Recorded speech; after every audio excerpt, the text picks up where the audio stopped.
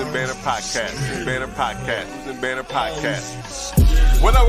Welcome to Brews and Banner Podcast. I'm your host, Rob G. And with me, as always, is the Legendary Brew Crew. What up, fellas? I got water, I got, juice or whatever. He's like, got any twin legs? Matter of fact, I do. To everybody is, does Delaware have an actual culture? This is the podcast that we talk about beer, but we also talk about a lot of things that's happening in the world, politics, movies, anything really that comes to our mind while we're here sampling these brews. Grab a drink and pull up a chair.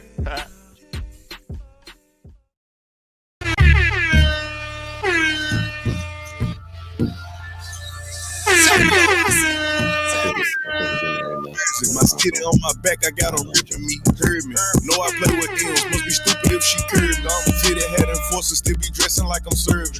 Rookie of the year, I got the ball and they got nerves. Remember having mask on way before Corona hit. Yo, that's who we think it is. That's Moneybag Yo. Is that Moneybag Yo? Of course. His voice sounds vaguely familiar all the time. It's like he switches flow up so much. Not his flow, it's just his voice almost. The flow always sounds the same. I would say he always sounds the same to me. Yeah, he sounds different to me. But he's becoming a quick star of this podcast. Mm-hmm. I say he's my when I want to turn up, I go to Moneybag Yo. There we go. This was the turn up episode. That's that when I feel when I want to get my gutter. Music. When you put your gun on the table, that's when you put the gun on the table music. Right. Gutter playlist. I feel you, Rob. I got time today. What up? Welcome to Bruising Banter Podcast, where the topic is the rockin' and the brew. Glad to be the fuel. And I'm your host, Rob G. And with me, as always, the Legendary Brew Crew. One of them just fell off. Disappeared. As soon as we said action, that nigga said, I'm gone. God almighty. I was wondering if he was just coming in to say, thank y'all for having me. God bless, good night or something. I don't know. That was funny. You just said, everybody all right? We good? Good. I guess not. Not all good. This is his video off, but no. Right. No.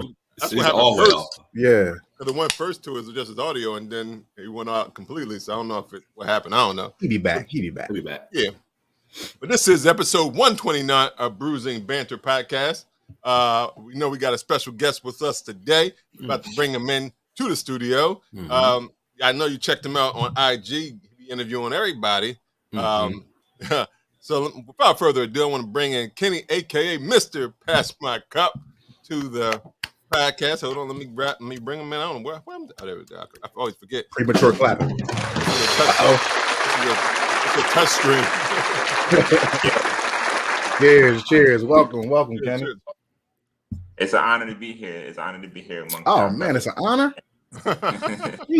Just wait till the middle. Hey, when everybody all saucy and everything like that, for real, It'll still be an honor. It'll just be a different type of honor. Right. For sure. All right. Like I said, this is episode 21. We want to welcome you to the podcast. Before we get into a lot of things, we always like to know what everybody's drinking. So, Kenny, what are you drinking today? I'm actually drinking some home brew that I made. Oh, nice. It's a strawberry ale. Nice. Ale. Nice. Oh, nice. Learning something new, man. For me, it has like a very light strawberry smell on the nose. Okay. Mm-hmm. How many pounds of strawberries did you put in it, or ounces, whatever? I use 5 pounds of strawberry because I made a 5-gallon batch. So I normally do, whenever I'm adding fruits or any adjuncts to my beer, normally it's fruit. I like to use 1 pound per gallon. Got it. Okay. Question. Nice. 5 pounds of strawberry went up in here. I added some honey. I added some graham crackers during my mash. Oh, nice. To bring out some of those malty flavors. Because I Mm-hmm. knew that when you're dealing with like strawberries and different kind of berries with in beer, mm-hmm. it's a real delicate flavor to try to bring out. So during fermentation, you kind of lose a lot of that sweetness. So I was hoping that the graham crackers kind of retain some of that sweetness without me having to like lactose and all that kind of stuff. So Okay. I like the beer. It's real light. It's one of them summer drinks when you be outside. You know, I was outside early, but you know, I don't want the wind to be messing up the sound and everything. Yeah, and then they be having like random airplanes and shit flying in my backyard. Shit, you got land then. You got some open land or something. Oh yeah, in the back it is. It's a lot of land in the backyard. Nice. So as you homebrew, like how do you now you talked about the ingredients of it, like how do you measure your ABV, or what ABV is your strawberry ale? This one is a 5.5. 5.5 ABV. Yeah. I like to have them in the 5.5, 6, 6.5 range. Nice. Me too. Being that it's for the blonde ale, it's supposed to be on a lighter side. I did the 5.5. Nice. With my original gravity, my original final gravity was like 5%. But then once you add the fruit and everything, those sugars takes it up. Like restart an extra fermentation. And then you get a couple points here and there. Gotcha. Nice. Okay. Nice. But homebrewing is cool though. So that's not really basically what I do, but that's part of what I do. I'm homebrewing right now, and with the works of putting together my recipes, building my name, building a brand, and just networking to different folks. So then that way, when time to put this brewery together, I already have like a catalog, and I have my social media platforms to like pretty much document everything that's been going on. So it's not like, oh, where this random brewery come from out of nowhere? It's like, nah, everybody done seen what was going on from day one, pretty much. Good concept. We're definitely gonna get further into that as we go along. But Dev, what are you drinking on? Well, I am drinking on one of my favorite style of beers, which is a hazy IPA. This one is 2XP's Up and Out hazy IPA. I copped a few cans of this when I was out drinking on a Tuesday at a beer tasting event up in Philly, and this was one of the four pours they gave us, and the flavors of it. The can doesn't give you much other than just the Up and Out. Everything we drink we can can, or everything we can't drink we can. It's a 6% ABV. It doesn't really give you any of the kind of flavors or anything like that on the can. But what I can definitely taste and pull out of it, you definitely get that, that orange citrus flavor out of it. You get that, no really bitterness on the hazies, which is always kind of a pleasant backdrop. You can see the color here looks very much like a similar like a diluted orange juice. But overall, I give this one a pass me another. I don't know if I dilute orange juice don't sound appealing. Not at all. It looking like it. When you say it looks like it, that's fine. But don't say it tastes like dilute orange juice. That's gross. You're right, Rob. That's nasty. Now, to me, like a lot of just like natural orange juices and stuff like that, just to me, and even Kool-Aid stuff. I dilute stuff, but maybe I digress. I dilute Kool-Aid. Kool-Aid even. Hold on 1 second. I dilute it. Hold on 1 second. I like Gatorade, Powerade kind of flavors. I don't like strong, like boom. So flavors. you actually take some fresh orange juice and half it with water? Usually like a quarter of water and add orange juice on top of it. Okay. Just too sweet. Okay. Yeah, that's my way. Yeah, I mean, everybody got their ways. You got one. Yeah, I do. I do it with Kool-Aid. I do it with everything. Well, why would you do it with Kool-Aid? Well, you can make it yourself. Yeah, but it's not. I'm making it to my taste, right? Because the rest of the house might want it their way, right? The regular way. You make normal Kool-Aid for the family. Yeah. And then you got a cup of water in it. Go to the water dispenser. Yep. Go to the water dispenser on the refrigerator. Add that quarter of the water, and then pour the Kool-Aid on top. I got you. All right. I got you. All right. I do co-sign on that too, as far as diluting juices with water. Juices, yeah. Mhm. Well, It's a lot. I don't really drink juices, so I guess I don't. I'm not gonna co-sign that at all. He's a like Kool-Aid drinker. He's a give me Kool-Aider. give me that sugar. He like mean, You look sugar. natural sugar in the powder form. I take all the sugars. Right, because you the one who said it looked fine the way he was pouring that sugar in the house party, right? Yeah, You said, that's Yeah. what's wrong with that. What's wrong with that? I don't understand. He needed a Whole bigger bag. picture. He needed a bigger picture. But Right. Great. Kool-Aid mix, little bit more water, sugar. All sugar. That's Kool-Aid, water, sugar. That's it. That's my my recommendation. Got you. one part water, 1 part Kool-Aid, 10 parts sugar. Yeah. To taste. No, sugar to taste. Oh, sugar. Sugar to taste. All right, Yo, silly. Lou, what are you drinking on? Gang. We went over to Gang. Oh, We gotta nice. reach out to Gang. They're dope. Yeah. But here we have a sleeveless tea. You'll see Okay. that? It's a Yeah. summer lager Mhm. with tea, lemon, and natural flavors. Mhm. Turn the can back around. It says a summer breeze for your taste buds. This lively, refreshing blend calls for sunglasses, swimsuits, flip-flops, or even golf shoes. I like boat shoes better. I'm gonna put that in there on Gang. Or even boat shoes. Mhm. It's perfect for a sunny day and won't leave you with an awkward tan line. Keep it cold and drink it fresh. Nah. It's a 1 pint can is here, and it's a 5% alcohol by volume. It has it looks like it's real yellow, golden color. It has those hints of tea and lemon to me. And the flavors also have a lot of like you drinking a sun brew type of tea. You know what I mean? Like Okay. that's what not sweet tea like I like Ah.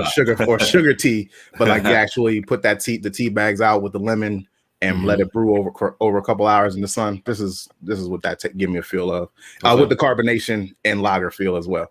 Pass me another. Gang does it again. Nice. Cheers. So what you did? You went on a little adventure, like not a Listen, man. excursion. I literally opened my refrigerator up this morning. I don't know where I got this shit from, yo. Okay. I don't know when, where it was just in there. I think like once a month I go on like a beer run and I just get whatever looks good. And then throughout the month I just pull things out the fridge. Gotcha. But yeah, I want to say I got it from Total Wine. I definitely didn't go to Cooperstown. Okay. But yeah, we need. How far is Cooperstown from Delaware? Shit, It's a little ride, but it's Yeah. doable. it's a day. Is it a day trip or overnight? Well, it's probably a day trip if you like driving. You can do it in 24 hours. Is what you're saying? Well, if you're going to a brewery, you shouldn't be. You probably need to stay over. Stay over. I'm thinking like our Montclair excursion. Like how we did that. Not that it's that far, but like how we did it. I was thinking, could we do Gang like that? Probably not. That's Okay. probably it's further. It's further. I know. than that. Yeah, it's like another 2 hours away from there. Yeah. Yeah. Okay. All right. Cool. Moving right along. Rob, it's been a long week. Yeah. How you doing? I'm doing well. I can't complain. Good. I'm sure you had some beers throughout the week, but I'm only talking about the beer today. Yeah. What were you happen to be drinking right now, sir? I actually got 2 beers. Of course you do. Drinking pleasure today. My first beer is it's called Routine, and it was the collaboration between Oak Park, Holocaustal, Oh, nice. Hunters Point Brewery, Full Circle Brewing, and it was for their Juneteenth celebration in June. You got the hookup? Did you get the hookup? Yeah, well, I won the competition, and he sent us. Nice. Yeah. Nice. Yeah. Can you put the can a little bit closer? Yeah, and it's a mango pale ale with pink boots hops, and it's brew team, so they like cheering and stuff like that. Okay. So shout out to Raj and Jeff for man. Hey, Always dope. They always make a good Oak offer. Park right there. Because it says it was brewed 4 black-owned breweries. Because I know like Oak Park, I know Kevin Johnson is a part owner of that. I think I remember him saying Kevin Johnson, the basketball player. Yeah. And the former mayor of Sacramento. Yeah. And he dunked on Akeem in that dunk on Akeem. That shit was amazing. Y'all know him for that dunk in the mayor. I don't know. Yeah. I don't know. Is it better than who did John Starks dunk on? Michael Jordan? The whole Bulls, the whole like four Chicago Bulls. I don't think it touches that one though. I don't know, man. Because Akeem Olajuwon was a defensive player of the year. That's true. And Kevin Johnson is like 6'1", Akeem 6'10", Akeem did not expect the extra level. I don't know. Do what you want. That's true. Yeah. Oh, the I ABV think, on this is 5.8%. I'm sorry. What you think? You got an opinion, Kenyon? What you think? Well, since we was on the basketball topic, y'all Mhm. was talking about the the old school joints. But how y'all feel about Westbrook going to the Lakers?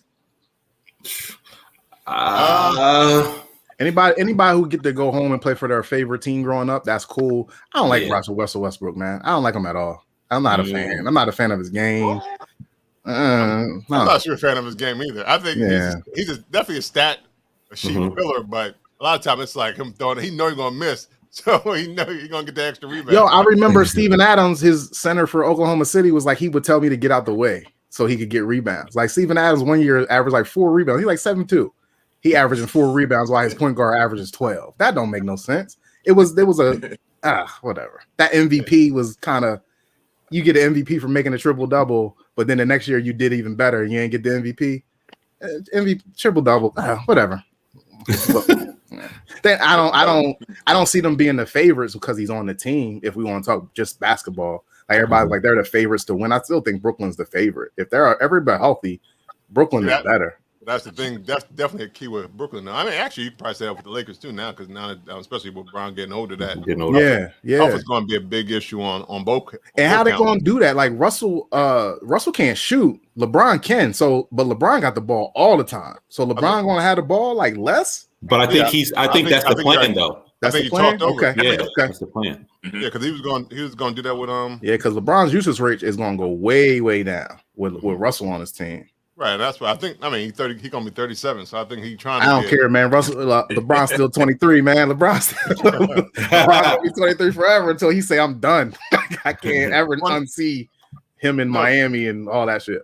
No, because they brought up a point that this year he'll be playing with two of his son's teammates, playing against two of his son's teammates because they got drafted this year.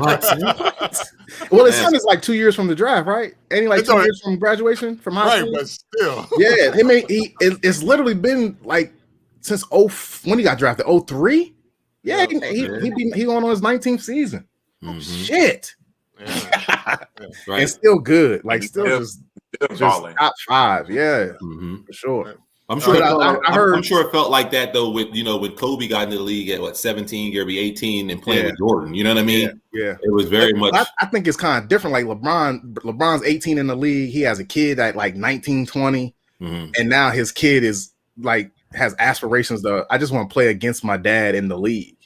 Wow. Like that's, and then he's like playing against old teammate. Like he playing against his son's old teammates. Yeah. Right. I want him to dunk on all them little young kids.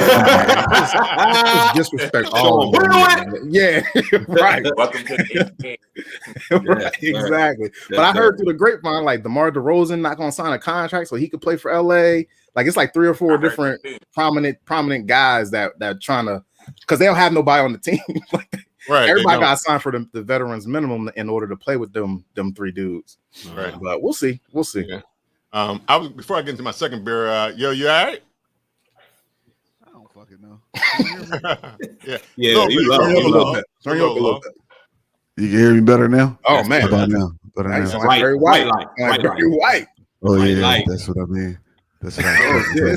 It's Tony Brown's a quiet storm right here. What kind of night is it tonight? So Women be shopping. So what you drinking on today, yo? Yeah, man. I should have drank all of it while my shit was down because I was getting frustrated. I should have just yeah. But I got from New England Brewing Company. Shout out to Jimmy. I got the Mango Stein Indian Pale Ale with some mango. Nice. So it's an IPA with some mango in it. Right. So on the can it says the Mango Stein, and it has a picture of like Frankenstein, but As a hop. as a hop in a mango mix. It looks like. Yeah. See that? Yeah. Well, that makes sense. And he got hands coming out of his cheeks. That makes sense. Frankenstein, they put it together. Yeah. Yep, mango. You know how they had the Jones out of Frankenstein's out of his head instead of those, it's hops. Oh, I see that. Yep. Yeah. So they really went in on the can. On the art. Well, Frankenstein's monster, I should say. Yeah. Frankenstein was the doctor. Yeah. Right. Yeah. What's that ABV though? What's that ABV? So what was the monster called? Monster. Hey, And they never named it. That's so ignorant. They never named him. Monster Stein. Nah, he was the dude. Wasn't he? Never mind. I don't know. What is Remember the the Munsters? Remember that show, the old school show, the Munsters? yeah. Wasn't Frankenstein the husband? He had a name. He wasn't the husband. He was the No, he was the husband. Lurch. He was like the Oh, No, that was the Adams family. Oh, that's the Adams. And the Munsters, homeboy was the actual It was like Harry, right? Harry Munster. That's nasty. I don't know. It wasn't Harry. I really don't know. I know about the Harry Monster. That Harry Monster, boy, that can catch up on you real quick. Gotta be careful But you with know that. what? The ABV is not on this can. It's not on there. Nah, Go ahead and take a sip. Go ahead and take a sip. Take a guess. But I did take a sip. It's an Herman. IPA, so Herman. Right. Herman. I know some Herman, yeah, Herman the Monster. Yeah. Yo, but this would look like That once thing it's was good. poured, it looked like some mango juice. You did Diluted mango juice. Yeah. But it's hoppy. Yeah, That's it's a lot of IPA, hops. yeah, it's a lot of hops. And the but you can taste the mango in it, but it's real hoppy. Okay. Definitely real hoppy. I mean, I would probably just drink one because I'm not heavy on the IPAs, but I can see how somebody who drinks IPAs would probably like it. Yeah. It's good money. All right. Guess that ABV. Guess that ABV. I'm gonna guess that ABV is probably like hold on. Take another sip before you lick your lips like that. That lick lipping, that he didn't like he was tasting ABV at all. He was licking the air. That's what my dog do. That's what my dog do. Let it get away. So listen. Mm-hmm. Man, that's really bitter. You gotta give it at least a 0.5% of ABV. I'm gonna give it like a 5.4. Okay. I think it's like 5.9. The bitterness, the bitterness drives it up. And Rob, you researching, aren't you? I was looking, but Yeah, I forgot what it was called. It's Mangostein. Mangostein. Mango Munster.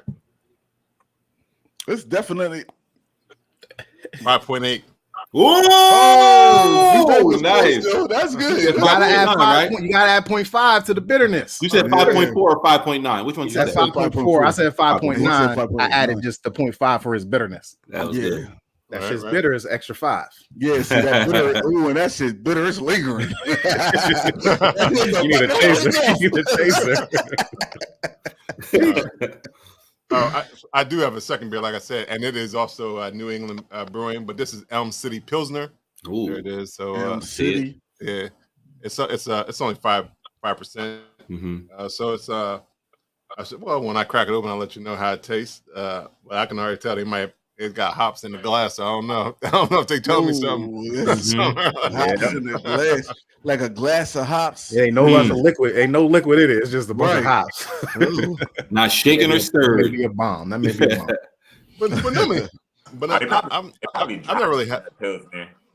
Right, because I was like, I've never really had a super hoppy Pilsner, but we shall see. Right. Yeah, that's hops on the glass. That means that's all you're gonna taste is them hops. Mm-hmm. Hops in the glass. Yeah.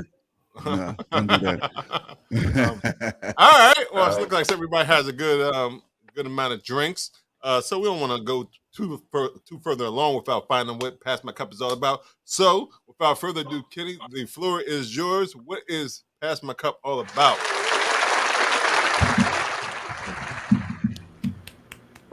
Pass My Cup is a brand. Y'all can hear him. I can't hear him. Mm-hmm. Oh shoot! Can you hear me? Yeah, we can hear you. We can. All right. He's still good. Even his quick. Oh well, we good. We good now. Okay, there we go. There you go. He said he had a long night. So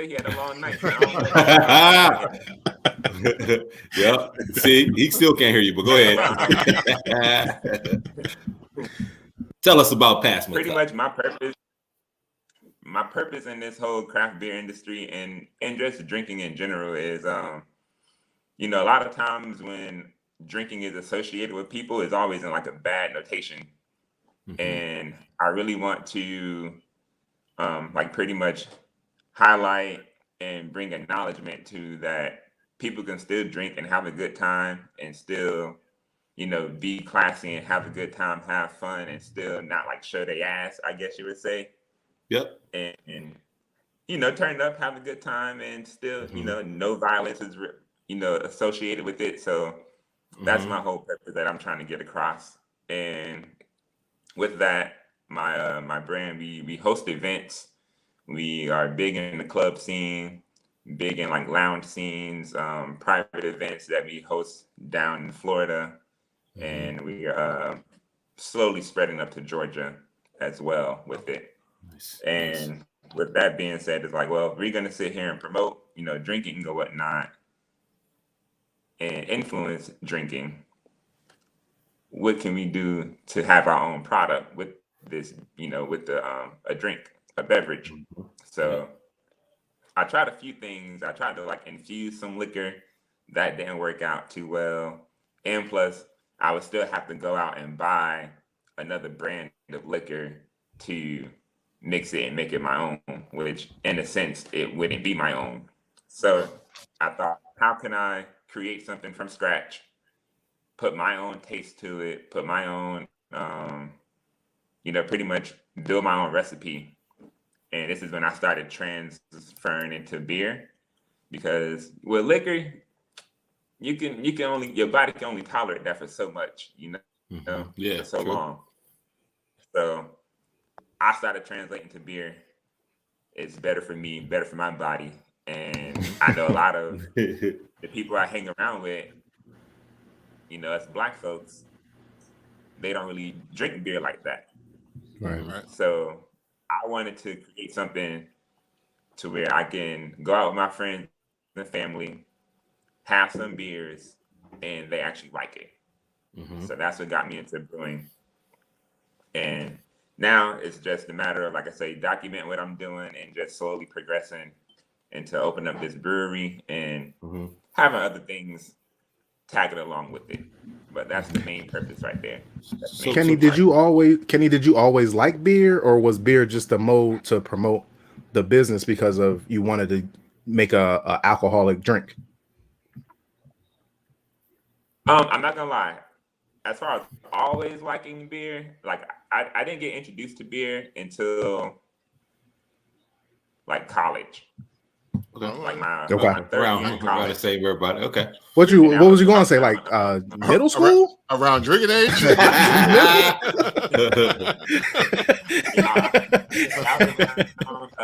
Like Usually when people say they ain't get started 2009. introduced to drinking, it's like 4:30s. Right. They just started.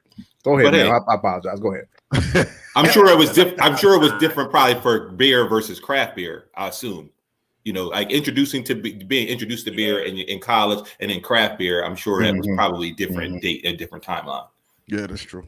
Yeah, correct. So my first time being introduced to beer itself, well, like I say, 2009 when I was in college. I was going in between. What had happened was when you're in a college town, a lot of the different apartments that you live in and whatnot, they kind of close during certain times of the year because all the students going back home Leave. and whatnot. So, Right. Story short, ended up crashing on one of my homies' couches or whatnot because he had a spare room, and he was a white boy too. Well, he is a white boy. So he was like, "Yeah, man, just come stay at my crib, you know, until your lease Dorm opens open up." back up. Well, I was staying off campus, and I already had my apartment for the next when they opened up. Got it. But I just had to wait like a month because they had to like clean out all the old rooms, clean it out, update it, all that kind of stuff. So I was already set. I just had to have somewhere to stay during that time frame. So he was like, "Yo, just come to my crib." So I was like, "All right, bet." And this was during summer too. So everyone's out of school, and everyone's just looking for something to do, party. So he had house parties at his crib, like almost every other day, and they were playing beer pong, and they had the natty lights going on. So that you want to drink that cheap shit when you playing beer pong. Right. And I'm drinking the natty, like, I can't do this. I'm like, I'm gonna just go to the store and grab some liquor real quick. And that was my thing. But then that started getting expensive because they was partying, you know, they was out there every other day. And I was like, You try and buy that Henny and E&J, you like, shit, I can't keep up with them. Right. Right. They buying Natty Ice. $10 a fucking 12 pack or something. I'm gonna just go ahead and drink this Natty Ice one time. So like I said, I tried it, didn't like it, and I was complaining to my homie too. He was like, "Well, this is my little secret stash," and mind you, it wasn't. It was he had Mick Ultra. Okay. And Mick Ultra was the first beer that was like, oh, okay, not all beer is that bad because it's real light, Gotcha. you know. Yeah. So then from Mick Ultra, I started doing Stellas and you know, Heineken's, Miller High Life. Miller High Life to this day is still a go-to beer for me. Like I can't even front on that one. That's good. Champagne and beer, right? Ain't that the slogan? There it is. There it is. It is. So that was my introduction to beer itself. And then it wasn't until maybe 2 or 3 years ago when I started researching home brewing and starting to want to get into it. That's when I started getting into more of the craft beers. Mm-hmm. I try IPAs every now and then, but still not a fan. I'm a My fan guy. now. That's my guy right there. Now that I know that it's supposed to taste like this. Right. It is a shock to your system. Like, why is it supposed to taste gross? I don't know. Right. You saw that Yoda? Why is it supposed to taste gross? And then I had this so it sounds like y'all boys in Delaware or something like that, right? Yeah, we in Delaware. Yep. So how far is Cambridge, Maryland from y'all? Oh, like an hour. Yeah, maybe. Like not even probably. So I went to RER bar when I was living in Maryland. Mm-hmm. All right. And they had this apricot. They had this apricot IPA. Mm-hmm. And I was like, and it was on special too. It was like a little deal they had going on for it. So I don't know how y'all shop for beers, but the one main point for me is ABV and price. True. And if I could find that sweet point, I'm gonna take it. So I was like, all right, well, I don't like IPAs, but that's a nice deal. I can't beat that with a bat. I tried it and I was like, oh shit, this is a really good beer. Okay. Oh, nice. So after that, once I started home brewing and doing my research on home brewing, that's what made me want to dive deeper into different styles of beers and the ingredients that's in them, because I didn't want to be like a one-trick pony, I guess you would say, with only one style of beer that I brew. So Dave got a beer kit. Right now. Oh shit. Yo, he need to come over and help me open this motherfucker. So Kenny, that comment is because I got a beer kit that I still ain't opened that bitch. It's been like 4 years. He bought his first beer kit the same time you did. That beer kit he got in his garage, he bought the same time you did, Ken. Hey, Rob noticed. Rob, tell him what you noticed the last time you was at my house last week. It was open. No, it's getting close. It's in the house. It's not in the garage no more, Dad. You took it off the shelf. It's on top of the refrigerator. You put it on another shelf.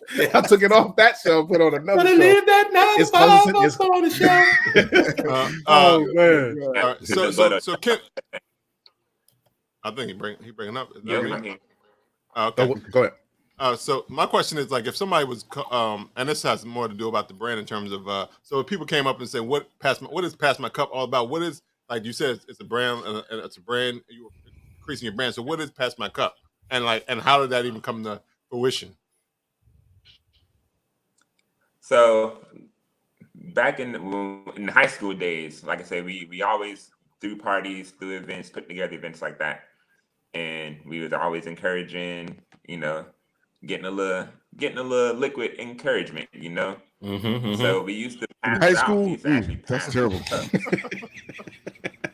No. In high school, I wasn't drinking. I was only on Red Bull. I didn't start drinking until later on. Okay. After you was 21, right? You were 21, right? 20 and some change. Yeah. For the podcast. Allegedly. He's like, am I supposed to lie or? Come on, y'all, Gary, make the man choke. He's laughing so hard. But not, so you were encouraging the liquid encouragement. We used to pass out flyers, and you would see the flyers getting thrown on the floor. So my thing was, what can we pass out to someone to make them actually keep it? Oh, and that's the whole stuff I did about. Cool. Gotcha. But like I said, we wasn't drinking back in the day. It was just, what can we do to make somebody keep this? Keep and hold on to it. Okay. Whatever.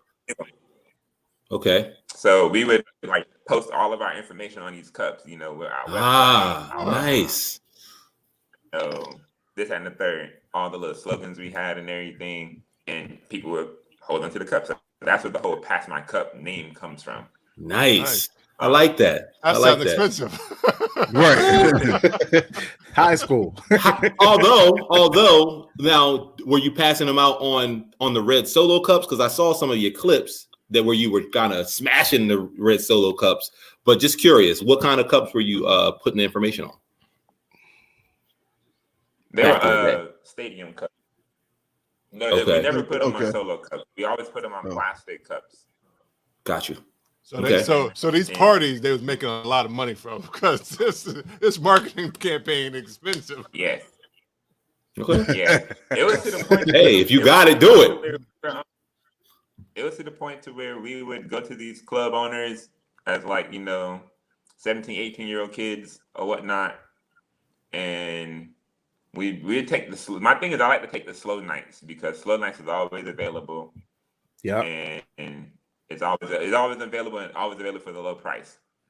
And then they're like, oh, all right, well, bet, fine. I'll take your money. Help us out. The next thing you know, it's like, I bet. And then we just go full-fledged on the promo and come back, and now the event is like packed.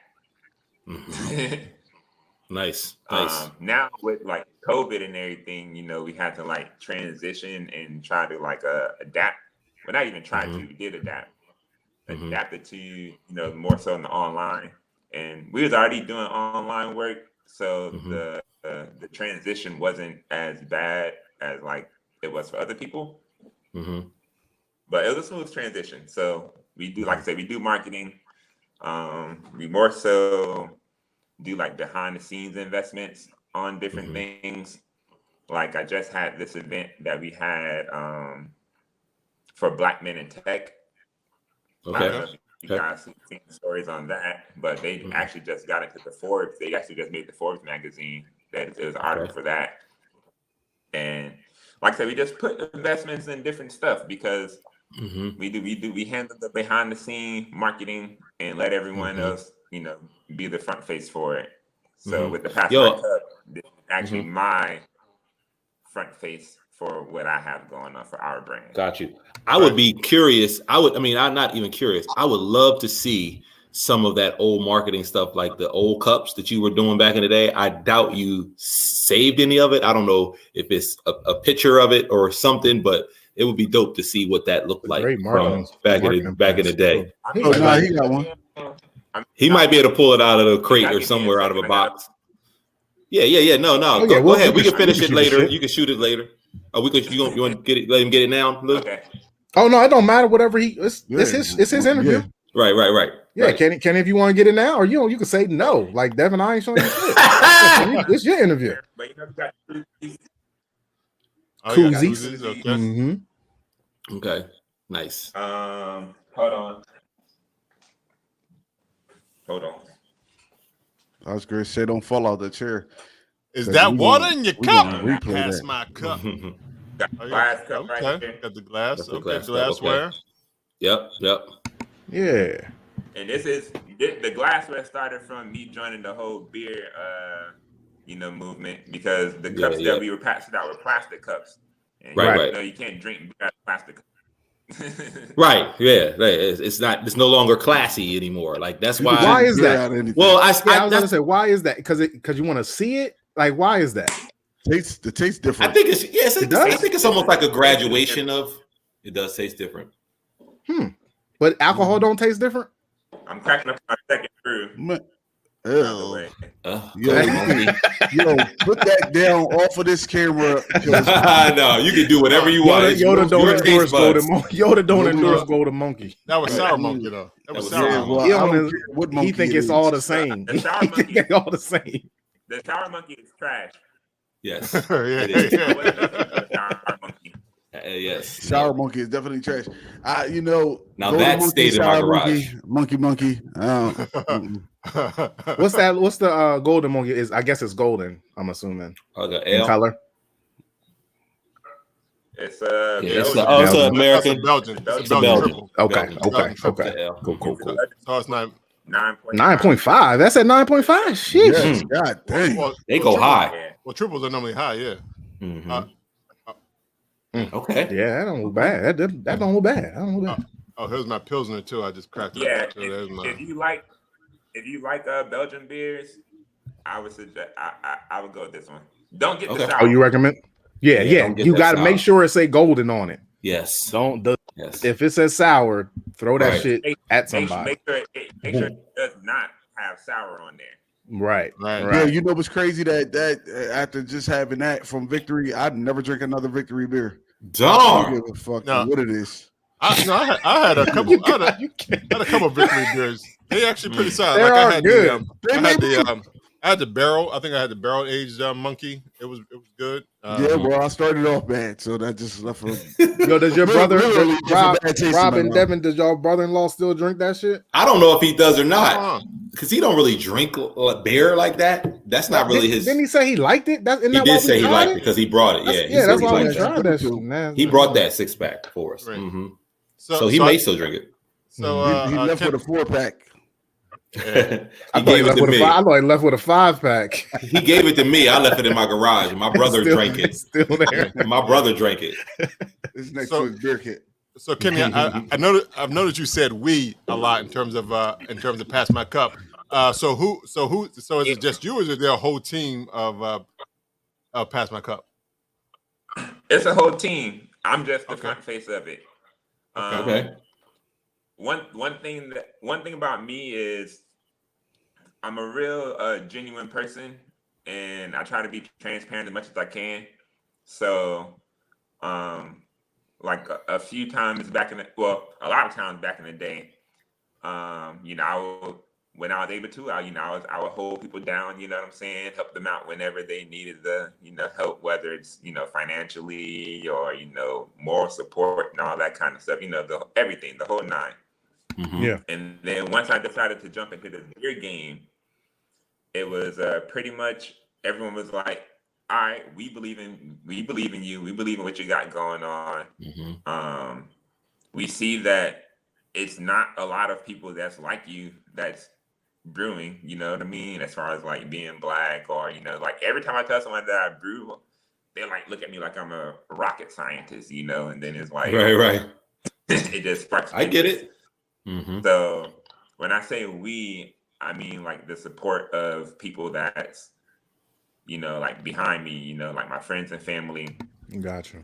They support whenever they can, whether it's online, offline, whether it's buying merch, whether it's, retweeting something, whether it's reposting this, whether it's them just telling their friends about it, whether them, playing a YouTube video of mine, whether it's, they first time meeting someone who drinks beer and then they're like, oh, my cousin makes beer. And My then they cousin, calling me yeah. up, like, Word of mouth. Right, yeah. this and that. So that's the support system that I have.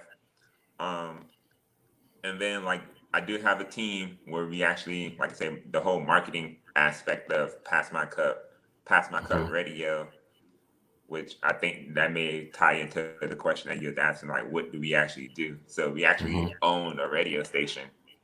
Nice. We have an online radio station, and we get paid from off of that. We get paid off advertisements.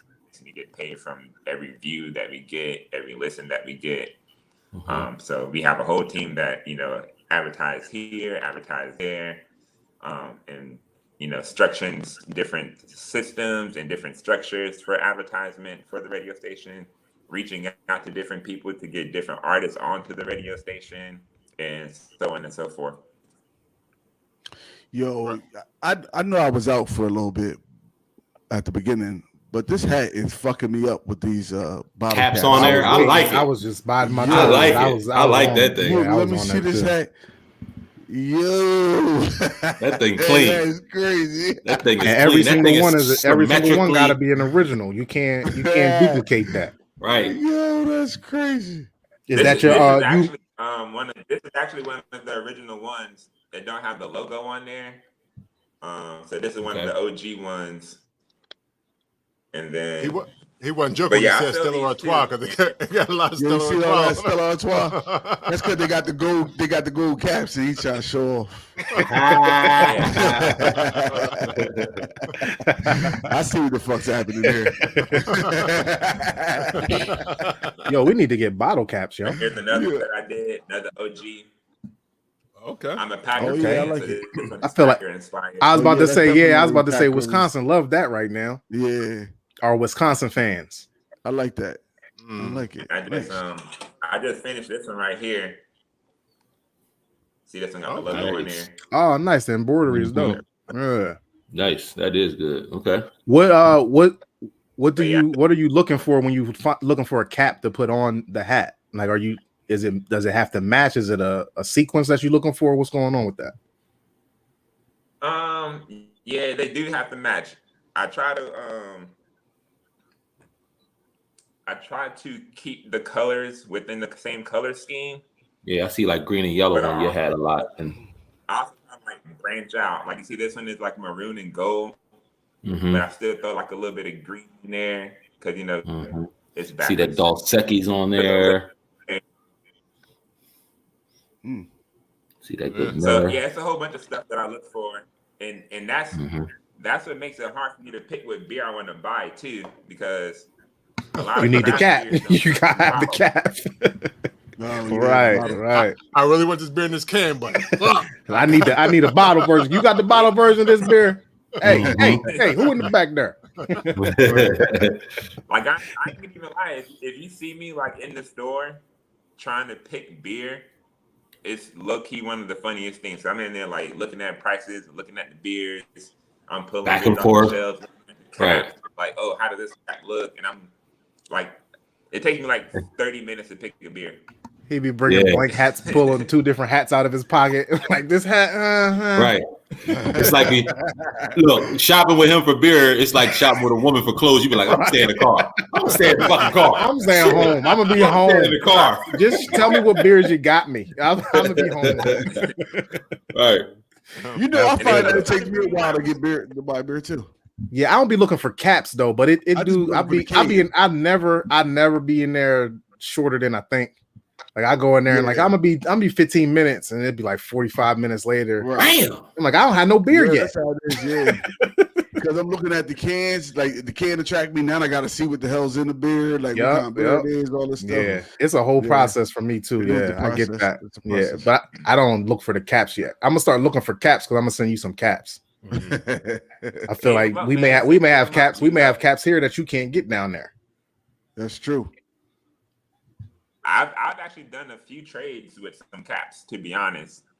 oh, So nice. as far as like how people do beer trades, like I've Yeah. done a couple cap trades. I post a video of me, Where you like, add, like, working the on hat cap- or at the Is this like at like a cap fest or like a big? What is? How do you do? Where do you find people to trade caps at? No, he make a post or make a online. Nah, because it's fest for everything. It's a fest for everything. It could be. I think you should start hey, one. don't get me wrong. I think that'd be kind of dope. But Yeah. as far as, because you know how I'm pretty sure one of y'all, if not all of y'all, trade beers. Yep. Yeah. Right. Or you could do it like at a beer fest, like they do at Walt Disney, where you do the pins. You can like, I got a cap. So you can Right. actually you can actually implement that in a beer fest. Into You the know, beer put- fest. putting Ding caps. ding ding ding. That's I'm true. definitely. So set- tell us how you do and it. that's- Tell us how you do it. I haven't been to a beer fest yet. Wait, Only wait. because COVID came about. Oh, I thought you meant like ever. Wait, you never been to one, or you just not this year? Yeah, never been. Whoa. I haven't been to one yet. Y'all leave that man alone. Okay, so this interview is over. Okay. I didn't know beer drinking was a prerequisite. You can come back after your beer fest. You have to have a beer fest experience, one beer fest experience to your name, or you can't come on the episode. Jesus, guys. He just turned 21 like over the pandemic. Oh, shit. No, he didn't. I have and when I was about to start getting into it, the pandemic happened. So I have a couple of them lined up this year. But the Delaware Beer Fest? Yeah, the Delaware Beer Fest. Where you going? Tell us where you're going. On October the 9th. You can come to Delaware. Tell us first where he's going. Okay. Charleston. Oh yeah, the Charleston Beer Fest. The Charleston Beer Fest, yeah. Yeah. And then when is that? I have Barrel and Flow in my crosshairs as well. Okay. You going this year? Okay. He said in crosshairs. So it's not booked yet. No, I guess I gotta go. I got a personal invite from my homie John, and him and we'll be there. Damn, but yeah, they have a collaboration beer with Brooklyn Brewery. Okay, so nice. He was like, "Yo, come slide through." And John is the brewmaster for Cajun Fire. Yeah. Yep. Yeah. We know. Yeah, he been on here. Like, yo, come. Okay. Yeah, John's a cool dude. John's a cool dude. Yeah, he is. Yep, for sure. So what else? You got the Charleston, you got the Barrels and Flow on the list. Any others? Or that's it for right now? Just those two for now. Okay. Just those two for now. That's what's up. All right. Yeah, because if you're a virgin, you don't want to go too hard.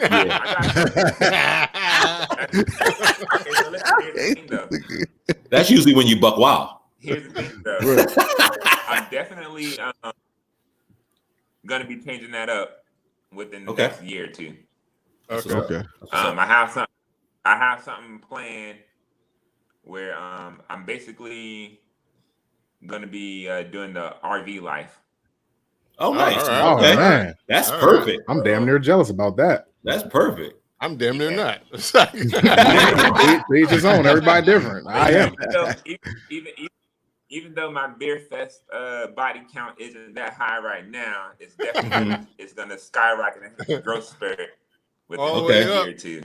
2022. So, you're right. 2022, you busting out almost. I guess it would make sense. One, I mean, you are an event planner, right? This RV life and being at these different events and researching and being there to promote Pass My Cup and having merch, all those kinds of things. It fits. It fits. Why pay them? Why be like, yo, I'm gonna buy this house and be stuck in like this area when you can basically you got a house on wheels and you can go wherever you need to go. So I think it's perfect.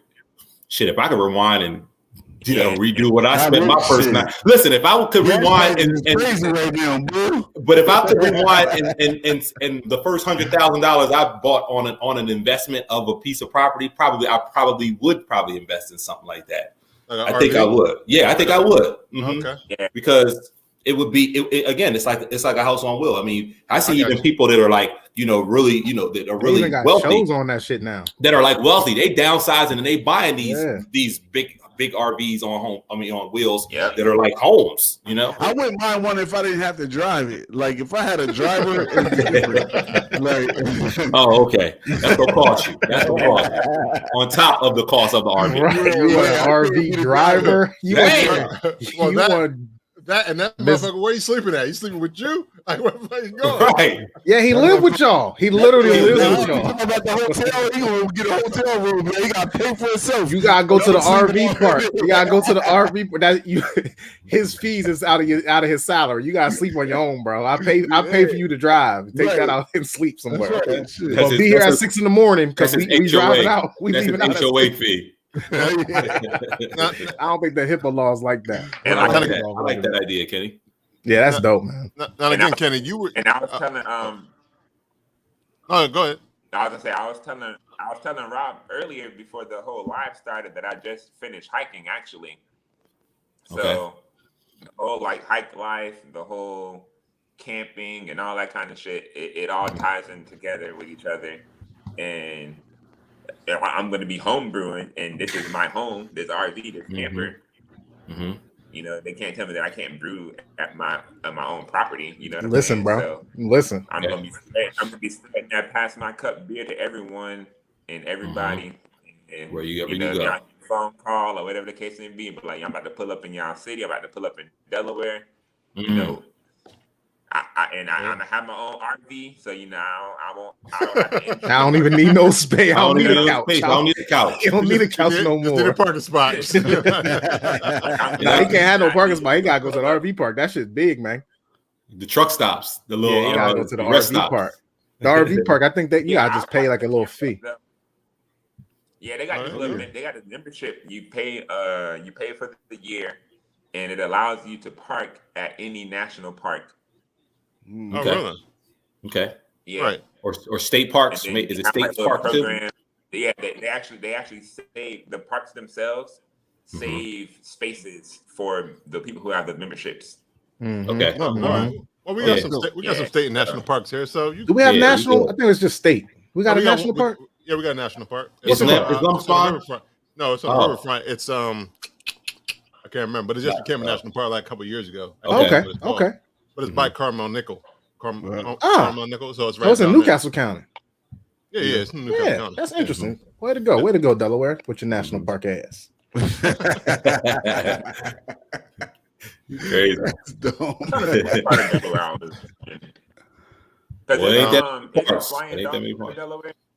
Say it again. What did he say? Yeah, you talk about it's Flying Dog from out of Delaware. It's dogfish. Dogfish is out of Delaware. Yeah, Flying Dog's not. Dogfish. There you go. I don't know what Flying Dog is, but I know it's a brewery, but I don't think it's out of. I think that's in Baltimore or New Jersey. One of them. Oh yeah, Flying Dog. Yeah, that's right. That's right. It is close. Mm-hmm. True. Yeah, people here either go to work at the bank or they go to the beach. That's pretty much the only reason you come to Delaware. Am I right? I mean, am I right? If you come to visit, wrong. We're here for tax-free shopping, baby. I don't know if y'all heard of it. Shopping. Ain't nobody from Florida flying here to shop. Maybe. They come from Jersey, PA, I guess. Right. See, told you. I used to live in Maryland. I was in a small town, Denton. Okay, I know where Denton, Maryland is. Mm-hmm. Yeah. Okay. Where's that at? Yeah, I don't. I'm not familiar. Where's Denton at, guys? In Maryland. I think it's now. Is that more? Is that I can't remember if that's more farther like toward like Salisbury side of Maryland. Okay. It's got to be somewhere around that area. Yeah. Because even Salisbury was a good 45 minutes away from where I was at. No, actually, Okay. I think it's that. Yeah, I think it's that way though. It's like it's like an hour and 30 minutes from here. Okay. Like an hour. It's on the Eastern Shores. Yeah. Okay. Yeah. Mm-hmm. Yeah. Okay. Yep. Salisbury-ish. That's what's up. Actually, technically, Delaware has 6 national parks, but they're like smaller joints. So it's like Fort Christina, Old Swedes Historic Site. Oh, really? The one you were just talking about was Fort Christina. Yeah, Fort Christina. See, that's crazy as hell. Like that's our national parks. It's like a block. That's cool. Hey, what do you want to do? I'll take it. We're not big. We're not big state. Right, and I think Tom Carper was working hard for that for a year. Yeah, he must have been because we didn't have a national. We didn't have a national park for like we were like the only state in the country, right, without a national park. Only, yeah. So Kenny, yeah. So Kenny, you were talking. You said a lot of the stuff was in Florida. Are you originally from Florida? Is that? Yes. Okay. That's my hometown. I rep Florida. It's Fort Lauderdale. You know. Okay. That's the crib. So being from Florida, are you a Florida man? Are you a man from Florida? You got to answer this question. You better answer it right. Are you a Florida man or a man from Florida? Honestly, I believe anyone that's from Florida, whenever they bring out their personality and just bring their traits out and be around people that's not from Florida, it's automatically like a cool vibe that's like magnetic, you know. But the Florida man this was the technical answer. He gave the Florida answer. Going on in Florida, I ain't gonna lie. Yeah, Florida. Yes, y'all do. The article say. Like I put it this way: the same shit that y'all see, they blow. That's a Florida man. Like I had, not me myself personally, but I've seen those experiences happen, and it's like, oh, well, I could kind of relate to that because either, you know, I've been through that situation, or I've seen someone that's been through that situation, or you know, like all the Florida shit that pops up, it's understandable. So you're a Florida man.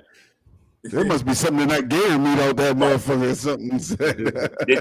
Did y'all see Godzilla versus King Kong? I did not. I saw pieces of it, but no. But apparently Godzilla was residing in Florida. He's a Florida man. That makes sense. That makes so much sense. Yo, funny. Florida man actually has a IG account. It's called nice. Florida Man Daily. I'm following that right now. Oh, no. And follow They got a bunch of bullshit follow on only in Florida. Mm-hmm. Only in Florida? Yeah, for Crazy shit. Oh, what? But if you haven't been, have any of y'all been to Florida? Yeah, I've been to Florida. Yeah, you can. Lauderdale, Miami, West Palm Beach. Yeah. What's that one part we went to? Oh, Delray Beach. We've been to. I've been to Daytona. Yeah, not Delray. I did Daytona during spring break. I was thinking about that other one. Where we go? It was Gladeview or Glade. Oh, it's a bunch of Haitians. Belglade, right? What is a bunch of Haitians in Belglade? That's that's hood. That's country hood. Country hood. Y'all on a personal trip on that one right there. Yeah, that was family. We went to church. On that Sunday after the family reunion. Belglade, they said, make sure you're in the house. You know how you say, no one from Florida come to Delaware to shop?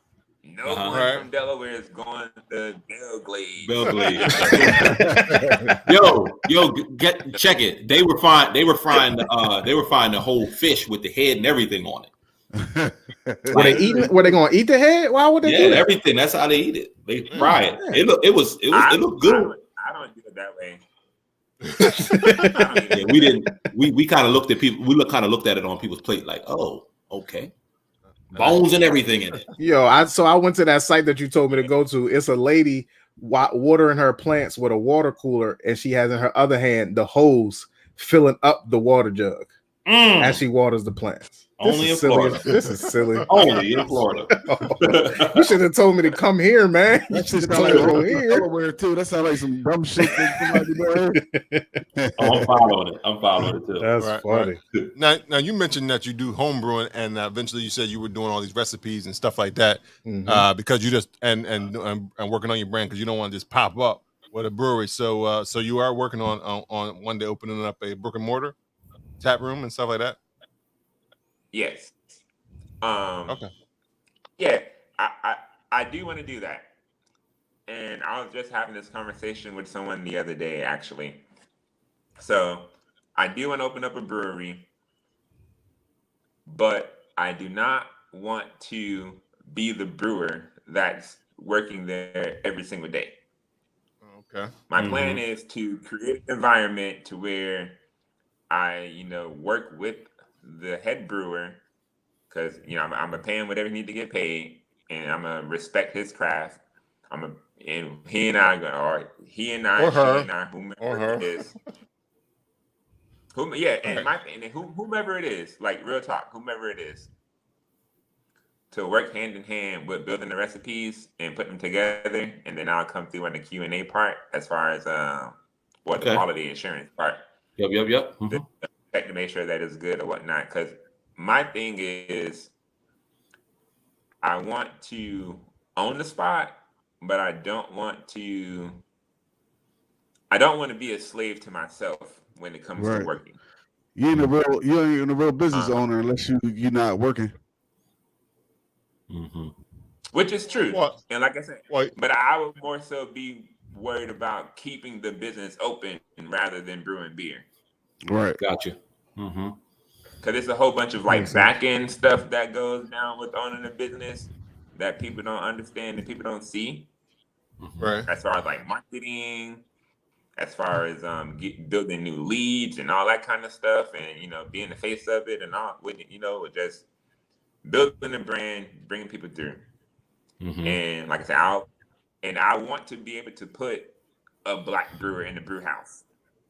You know what I'm saying? I want to be able to put a black brewer lead of marketing, I want to be able to put a black person or person of color, minority, whoever it may be, in a position that's higher than just, bus boy or beer tender or something like that. You know what I'm saying? Right, Mhm. right.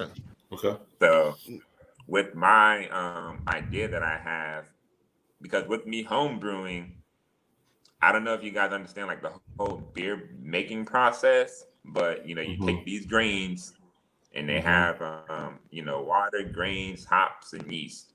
Once my brew day is over with, I have a lot of spent grains that's just there, and a lot of people throw away those grains. Me, on the other hand, I mean, don't get me wrong, I still throw some of them out, but I try my best to like recycle those grains.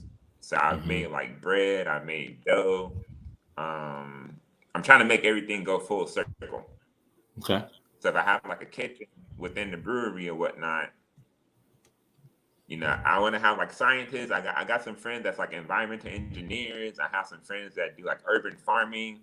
So I want to be able to put them in a position to where we make all of our ingredients go full circle, and we still keeping it within my friends and family, I guess, Got it. Yeah. And I can like pick these different people. Yeah, we had a gentleman on here who, Brian, I think his name was, from All Grew Granola. So he took spent grains and made granola bars and stuff like that, which are very good, out of Virginia Beach. So he That used was a lot of. So because he was trying. I mean, if we're trying to lower, I guess, the impact on the climate using things that shouldn't just be thrown out, if you can actually repurpose them for something else, then you definitely should look for ways to do that. So that's what's up, because you do use a lot. Kenny, when you're making your beer, my stuff. when you making your beers at home, is it like a specific beer that you make, like a Pilsner or IPA or whatever, or are you just making all different kinds? I haven't made any Pilsners. I haven't made any lagers in that sense, only because excuse me, a lot of home brewers tend to stick away from, or they tend to stray away from doing lagers, because lagers, you got to have like specific equipment, specific like temperature readings and all that kind of stuff. You got to like lager them at certain temperatures, and it's hard to have that temperature control unless you have the equipment to do so. Sophisticated equipment. Gotcha. All right. So you did an ale way of doing it. Yeah, because with ales, the ale yeast, they can kind of ferment at whatever kind of temperature or whatnot. So I do have a kegerator, and I do have like a little fermentation chamber, I call it, where I can, like makeshift control the temperature, but I have to like babysit. I got to like go through, check the temperature with the temperature gun, keep it at a certain range, turn the kegerator off, turn it back on, and it's like, it's a lot of work. So it's like I can do it, but it'd be a lot of work for just to make a lot. Right. You know to what make I a mean? lot of work. Got you. Right. Okay. Yeah, fuck the lagers, bro. Every day. And don't get me wrong, like I love the lagers. I love lagers. I love pilsners, but I not that I can't make them, just that I don't feel comfortable making them right now. It also gives you a better appreciation for lagers and pilsners when it takes it's that hard for a home brewer to do. Yeah. Right. Well, they say it's one of the simpler builds, but one of the most hardest to make. Yeah. It's a pilsner. Yeah. What is your favorite That was my next question. Out of all the ones that you have brewed, what's your favorite one that you've brewed, and what would you like to get into? The first part of the question, I don't really have a favorite. Okay. I don't have a favorite myself because all of them are my favorites. Okay. They all his babies, guys. One peach beer. Yeah, they all my babies. I did make this one peach beer by accident. I wanted it to be a peach ale, but it ended up turning into a peach IPA because I ended up dry hopping it a little too early than what the recipe called for. And what happened was whenever you dry hop early during active fermentation, you have this thing called biotransformation. And biotransformation is pretty much when you add your hops into the fermentation chamber, or fermentation vessel, should I say. And the yeast, since it's so active at the time, it changes the flavor profile of what those hops would bring out, in a sense. Got it. So I was supposed to dry hop my hops after active fermentation, but I just threw everything in there at the same time, and my hops was in the wort during active fermentation. So it kind of like released these different oils and released these different aromas or whatnot, and it changed it from an ale to an IPA, which is interesting. Still considered an ale, but it made it more bitter. But long story short, I made a peach IPA that was fire, phenomenal. Right. Okay. And I took that one to they had this bottle share. One of the homies down here in Atlanta, Mikey B, Party at 2, he had a bottle share. Okay. And he was like, yo, just bring the keg out there, man. Bring the keg out there. So I brought the keg out there. And the keg came full. The keg left empty. That's a good sign. That's good. Yeah, that's good. That's a good sign. That's a good sign. That's what's up. So what is your I know you said with the brew you don't have any favorite. What do you have a favorite style to drink? Belgian beers. Okay. Belgian is your favorite. Be my next brew that I'm working on now as far as recipe development. I'm building a recipe for a Belgian style beer. Maybe a triple, Belgian triple. I'm looking around 9.5, 10% ABV. Okay. You ain't playing. That's my cup. I never heard anybody say how you talk. Like you keep saying building a recipe. Like what? It seems different than just making a recipe. What do you do when you're building a recipe? I'm glad you caught on to that. Actually, yeah.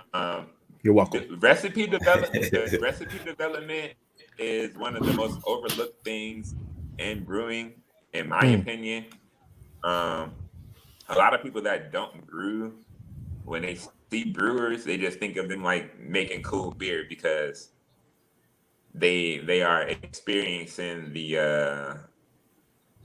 end product, you know, but they don't know what actually went into actually developing that beer. So, for instance, I can't say, "Oh, I'm brewing an IPA," and it's not within. Well, I take that back because IPAs was pretty much a lot of fuck ups from ales. So I can't say I'm building a Belgian beer. I can't say I'm brewing a Belgian beer and it tastes like a stout. You know what I'm saying? Like it has to stick within those parameters. Gotcha. So when I'm like, okay, I'm about to brew a Belgian beer for my next recipe or my next batch, it's like, okay, where did Belgian beers originate from? What ingredients did they use? What kind of hops did they use? What kind of grains did they use? So it can still stick within those parameters. And then once I figure out like how I can tweak that original recipe to my own, that's when it's like, okay, well, they give you all these list of hops that are, I guess you're supposed to use, quote unquote, for these Belgian style recipes, and then that's when you can like mix and match your grains, your hops, your yeast. So imagine like you have this pool. You have this pool for grains you can use. You have this pool for hops you can use. You have this pool for yeast you can use. And then you just kind of like pick and choose between. Use that equalizer. Yeah. Like an equalizer. Like I'm gonna tweak the bass. I'm gonna tweak the treble. Okay. That's dope. All right. And then each style of beer has like its like flagship thing that you have to have. Like with Gozas, you have to have sea salt. With a good wheat beer, you got to have coriander. You can't be like, I'm making a wheat beer and it doesn't have coriander in there. It's like, all right, right. Main ingredient, trash. Keep it in the cooler. Just put down. What if I just want to throw? What if I just throw lemon and pepper in there? You want to put what? Just throw lemon and pepper in there. You get kind of the same flavor profile. Right. Yeah. That's true. Ew. They actually had a lemon pepper wings. I know it. Presented up here in Georgia. How was it? Did you taste this? I haven't tried it. Okay. Me myself personally, I'm not a huge sour fan. I'm not a huge Goza fan. Okay. So I kind of stick away from them, and I do that because I don't like leaving like bad reviews. So it's like I'm not gonna try a beer that I'm already not gonna just adverse to. Right. You're like, nah. I'm not even gonna give it a chance to rate that thing. Okay. Well, that's sort of like you, Lou. Like, you know what I mean?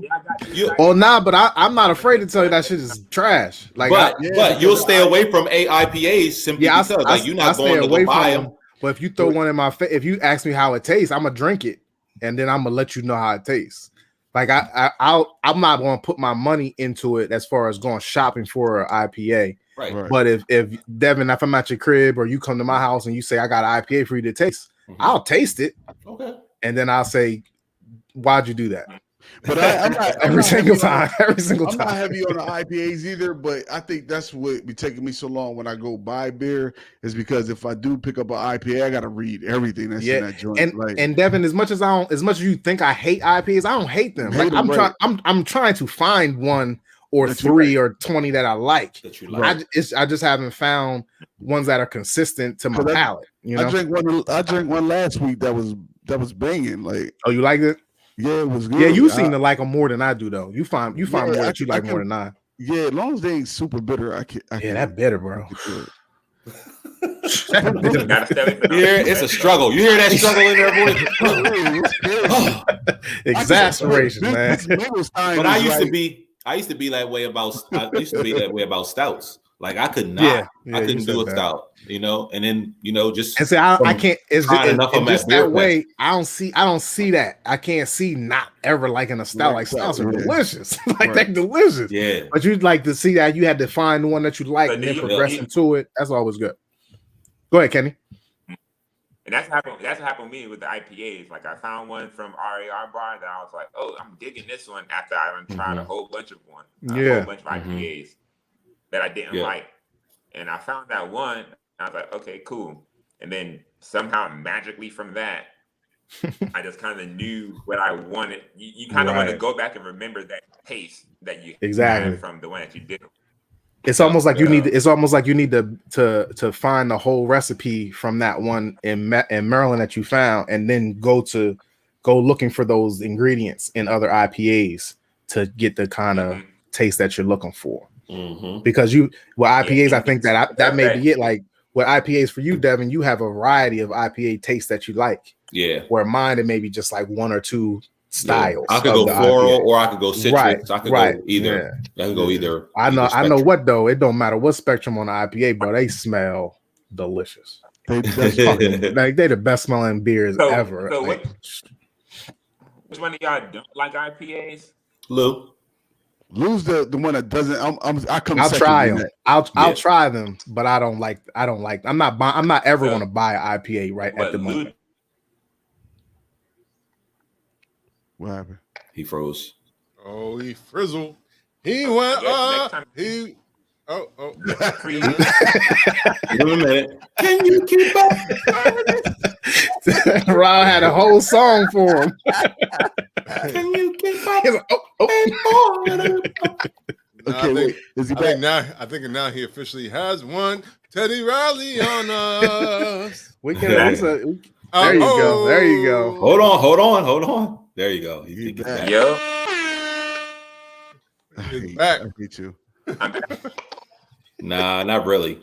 You almost back. You back. You He's moving. a baby back. Baby back. Baby back. Baby back. Nah, You can put your hand down. Man. I'll put your hands where I can see. Right. Boom, boom, boom, boom. Uh-huh. Boom, boom, boom, boom. Oh man. Kenny, if you can hear us, man. If you can't hear us, you want to listen back to this part. This is the funniest part. That shit was funny. You can put your hand down, or you can put your hands where my eyes can see. Oh shit, that's good. Oh, there you go. He got in the corner. He came on a different wave. Nah. Okay, I see. All right, Kenny. there you go. He's back. Finish your thoughts, I'm sir. back now. You Yeah, are you back. back. We hope so. It's up to you. It's up to you. It's not Yep. up to us. It's up to you. Yeah. Yeah. So you were asking about who? But I was gonna say, Yeah. You were selling Lou. who is not the fan of IPAs? Lou. That's me. Raise your hand. All right. Try an IPA that has wheat in there. Okay. Okay. I'll do Try that. an IPA that has wheat in it. How hard is that to find? How hard is that to find, though? How Not rare many is that? people making them with wheat. So you need to pass me one of along those- some recommendations. Mm-hmm. I mean, you're gonna be in there asking questions, which I think is a good thing, though. Like if you go to the brewery, it's a good thing to ask questions. He said you're gonna do your homework. Right. I told you what to look for. That's it. Get out of my face.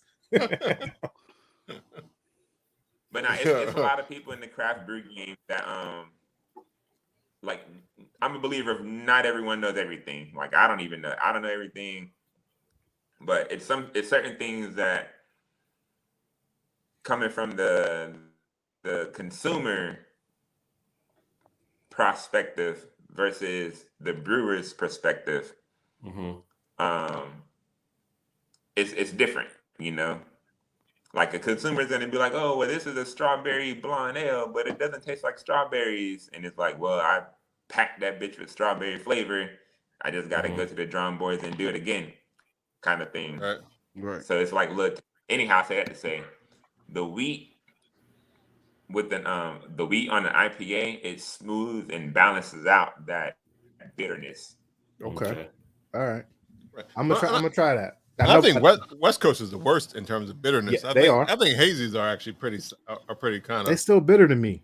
They're less bitter. Lest West Coast is like, Right.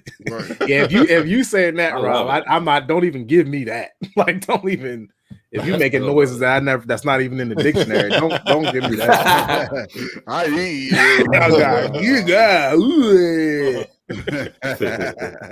I think we had one. It was called like Hop Bomb or Hop something. Yeah, I remember that hot bomb. That hot bomb was terrible, man.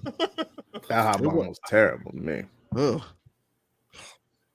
Hot So water. I have a question. How did you guys, the four of you, come together and put this whole podcasting together? Voltron. -1, baby. We all legs and arms, just legs and arms. How we put it together? I think we said this a couple times. We're all interrelated. we're all brothers or cousins and all that kind of stuff. But it started with, I wanted to do a YouTube channel, but now I was like, I don't want to buy cameras and all that shit. So I said, let me start a podcast. And they started off as guests, and now I was like, you know what? I don't really like talking to myself. So I asked them to be on a part of it, and the rest is history. Yeah, here we are. 2 years. What is it? 2 years now? 3? It's 139 episodes. That's all I know. Shit. 29. Yeah, 39. Oh, yeah, it's in the queue. In the queue is 139. Yeah. Yeah, it's 129 official episodes. Yeah. Yeah. Right. So that's basically how it kind of came together, and we've been just rocking along ever since. And and the beer journey all started kind of differently for us. Yeah, I was about to say that. In terms of years or introduction, I would say Rob is our senior beer drinker. If I had to like kind of rank, who would be next, it would be me. Like more in the 2014-15 time frame, and I would say Yoda next because he started attending Beer Fest. I'm last. Yeah, he started attending the Beer Fest with Rob and I, and then from that we in 2019 we pretty much told Lou, like, you coming. The French Fest, right? Like, you're coming no matter what. My first craft beer was the guest episode 1 of Bruising Banter podcast. Yeah, or whatever Rob gave me before that. Mm-hmm.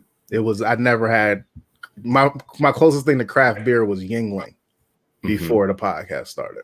Well, that's technically craft beer because it is the oldest craft beer. And I don't consider it because it's local to us. So I was like, Yingling was always around. Like I don't remember not seeing it's a great beer. Mm-hmm. Yeah, and knowing that but like how Budweiser and Michelob and all of them aren't considered craft. I always thought Yingling was everywhere. You know what I mean? Like Hershey chips. Right. Like, you know what I mean? Like Hershey chips. Yeah. Well, Hershey chips ain't everywhere either, though. That's what I said. Yingling's not. Right. I thought Yingling. I thought Hershey. I didn't know Hershey chips was not a thing worldwide. I think Hershey chips. Wawa's wasn't everywhere, so right. Same thing. There's Wawa's in Florida now, though. I think they got Wawa's all the way down there in Florida now. Oh yeah, they down. Yeah. But that's how. But that's like what Devin said. That's how I started. I just like to let everybody know I still don't know what I like. I'll just drink it. I'll taste it. Right. And so that's the good part about it. Mm-hmm. Right. As far as just you don't know what you like, and you're down to try different stuff. Yeah. And once you tally up what you do like, what you don't like, you already you got like a. I don't want to do that though. I don't want to do that. Like I want to stay like I am. I don't want to be like I want to eventually say I got a favorite style, but I don't want to be just keep going back to that style. Like I want to be the beer fest guy. Yeah, I like to try it. I want to try it. Yeah, when I fill my cart, when I go to the beer fest, I taste everything. Yeah, because I like it. And when I go to my cart at the beer store, it's a bunch of different shit. It's always something different, trying to find the next best thing. I don't ever want to be a straight Pilsner or a straight porter guy. I try them all. I may not like I have my go-tos, but like I'll try anything. That's fun too, saying that you don't like some shit. Like that's good. Like that's part of the fun. To me, it's like, that was gross. Give me some water, wash this down, give me another beer, please. Or pour it out right in the trash can or on the ground. Yes. This was nasty, sir. Don't take something else, man. So listen, Kenny, so this is a rule that I think you should don't pour it learn because you haven't been to a beer fest yet, right? We've been to beer fest with over 100 taps. So don't go in there thinking because it's in your glass that you need to finish it. I feel like I used to do that, and it's just kind of my word of advice, take it or leave it. But I used to do that feeling like, you know what, because it's in my cup, I got to drink it. Pour that shit out. I'm gonna tell you something that you should. I agree. It's y'all both on the same page, Kenny and Dev. Pour it out if you don't like it. Or you can't drink it all, but they'd be like 3 ounces at a pop. And if you can't be drinking, that's 300 ounces if you want to taste everybody's beer at once. Right. You got a Mortal Kombat that shit. Finish it. No, you don't. Can you tell them I just want to taste it? I tell them every time, like, yo, I'm not trying to get drunk today. I just want to taste your beer, and they'll pour me like a little sip, enough that I could taste it once or twice, and that's enough. And then it's done, and I don't gotta pour nothing out. You know what I mean? I don't want a little squirt though. Yeah, give me a squirt. Give me a little. I don't want a squirt. Give me a little squirt. Give me 2 squirts. 2 squirts? You want 2 squirts? You don't want a squirt? I want no squirt. I'm gonna fill your cup up, but you want 2 squirts. That ain't a fill up. That's not a fill up. A fill up is like 18 squirts, yo. Right, Kenny. What you gonna say? What you gonna say, Kenny? That kind of coincides with my rule too. My rule is if you spill liquor, you got 25 push-ups. Oh, Whether you spill Drunk it, people whether can't you do push-ups, man. Well, you can do squats, you can do jump. Said figure out your exercise. So you know, if he make it a barrels and flow and he try to take all these taps, we definitely gonna find him. If he's spilling liquor, we're gonna make the motherfucker right. It'll be his second one. It's gonna be his second beer fest too. He gonna be all over the place. He gonna be right on the ground. He did 1,000 push-ups. Who killed Kenny? Kenny did. The beer fest did. Them push-ups. It was the push-ups. That's I've had a couple stories like that too, where the Who Killed Kenny it came out, you know, like you see me pass out on the floor, pass out on the couch, or something like that. You know? Who got the pictures? I need to see the pictures. We got a picture of somebody on the couch. I don't need to see no goddamn pictures. Pictures is whack, yo. Right, because we got a picture of him passed out. Pictures is whack. Just tell the story. Everybody want to see the pictures. Tell the story. I agree with Lou. Tell the story. I don't want to capture this moment. Why would we want to capture the moment? Yeah, that's true. Well, I couldn't capture them because I was passed out. right. Pass. Never mind. Yeah, passed out my car. Right. Where's my car? So I think I have one more question. In terms, I know you said you're from Florida, but you're in Atlanta now. Did you go to Atlanta to expand the brand, or did you go to Atlanta just because you wanted to be in the ATL? Both reasons are valid. A little bit of both. Moved from Florida, from Fort Lauderdale, went to Gainesville, went to school there. Okay. Then traveled around to Tennessee, Maryland, and then around that time it was like, all right, well, trying to do the brewing thing. Georgia has a lot of land for cheap. Yep. So you already doing the RV life before the RV. It's been in his blood. Yeah. For sure. All right. Okay. I'm single. I'm still young. The world is huge, and I want to see as much of this world as I can. Right. Go ahead, young man. Do that, young man. Until it's time. Youngo, wrong man, young. Right. Rumble, young man, rumble. Don't put them shackles. Youngo. Don't put them shackles on your feet. Nah, man. That RV and I did that Wanderlust life, man. Do that shit, man. Go ahead for sure. We gotta hook you up with Mina.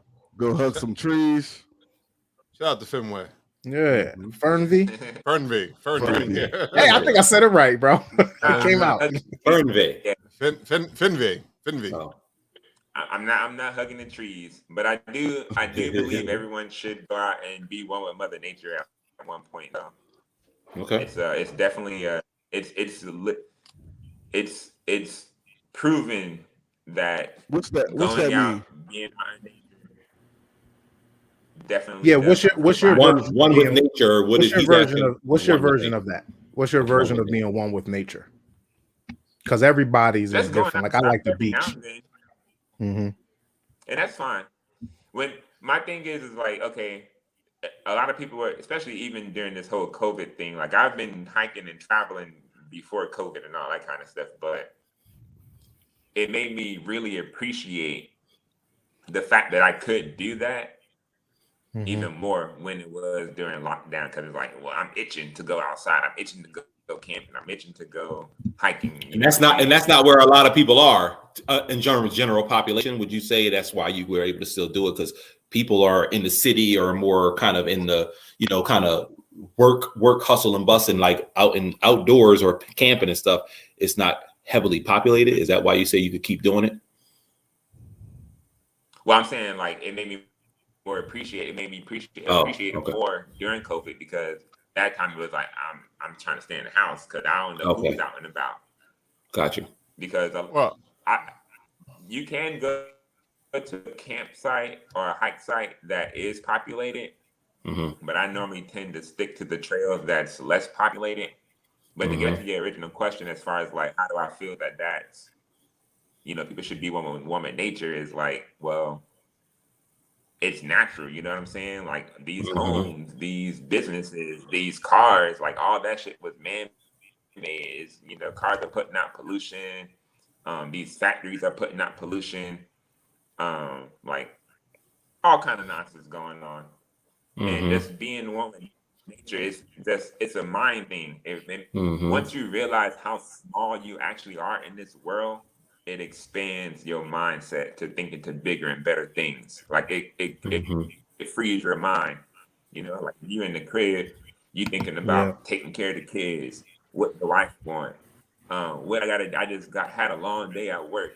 Oh, I got to go back to work tomorrow, this, that, and the third. But when you out in the nature and all you see is trees and hearing frogs and crickets and all that, you escape. You away from that's what my backyard sound like. I agree. I I definitely agree with that. That's for sure. For sure. They say you're supposed to take off your shoes and walk in the grass every now and then anyway, because it releases a lot of things and it connects you with the earth and all that kind of stuff. I don't do that.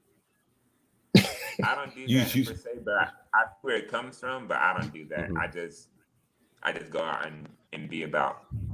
Yeah, well, I love a good bare feet in the grass. You have a good bare foot in the grass. Have their bare feet out there in the grass, that's on them, and I don't have anything against it. But I'm just gonna go out and go shoes. hike. Yeah, I'm gonna put my socks and my shoes. Look. One with nature with me is just would be is like, are you out there? You don't have. Mine would be is like just from the traditional civilized lives that we live now. Like you got to do everything for yourself. Like start fire. You got to worry about. Like I feel like as humans we like. How come a dog can I'm not going to say I go out and do it, but how come a dog can piss outside? But we know we're very averse to, like, if we got to go to the bathroom, we're accustomed to. That's 1,000 years of morals. That's 1,000 years of morals and ethics, or whatever, right? We don't have to. Like, we don't have to. Somebody made that law, and they made a law now. They like, hey, for us as a human, like you piss outside, you going to jail, right? You know what I mean? If I want to walk outside barefoot, I don't want to step in your piss. Well, you step into this dog piss there, you don't know. You wouldn't know. That's true. Ants, and all the animals is peeing in that grass. All of them are squirrels and everything. Definitely the squirrels. Shit, piss, and everything. Yes.